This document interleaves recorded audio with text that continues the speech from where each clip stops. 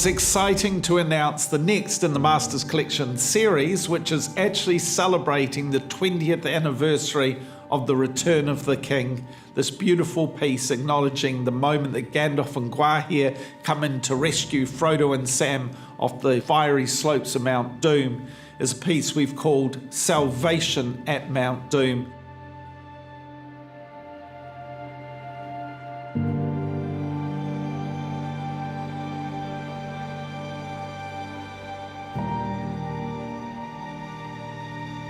Salvation is the perfect description for the scene, as Frodo and Sam are feeling like they have just given up their lives for the destruction of the One Ring.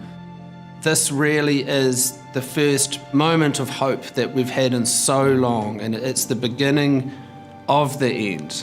So we thought to immortalise it as a statue would be the right thing to do. Gary Hunt was the sculptor of this piece. Gary actually was one of the senior scenic sculptors on Lord of the Rings, and I would argue that the accumulation of the last 20 years has led to the point that Gary has felt ready and technically capable to take on this piece. He brings a huge amount of skill and lineage from his work on the Lord of the Rings films. He had the arduous task of sculpting, I don't know how many feathers, but a lot.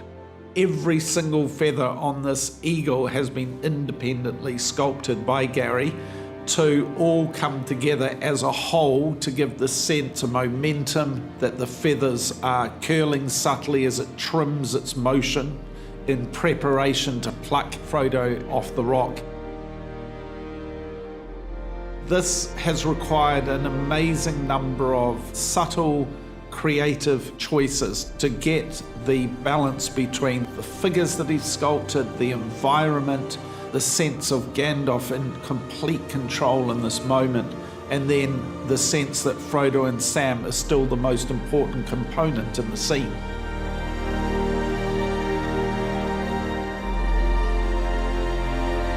One of the challenges on this piece was trying to convey a sense of weightlessness with a very large bird, and we deliberated long and hard over it as to what method we could use to try and make it look like Gwaihir was floating. As everyone appreciates, you can't levitate an eagle above a lump of polystone. You have to create some form of connection between the eagle and the base. This one really pushed us to the absolute limits of what we thought we were capable of. The emotional weight of this moment in the trilogy is reflected in the journey that the technicians and the artists went through to create this piece. And of course, like all collectibles, but specifically something of this size, it takes a small army within the workshop to achieve the final result. It's not just the collectibles department who work on these amazing collectibles. There's a huge amount of 3D printing on this.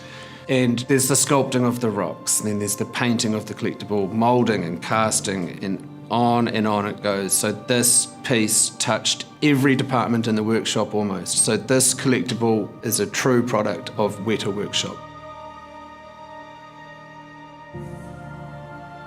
The beauty of the underlit lava and how it will actually light the piece, the sense of weightlessness in the eagle, the sense of peril that was about to befall the two hobbits, and the fact that salvation has arrived. It's an exultant piece that is capturing the very heart of this moment that we loved in the film.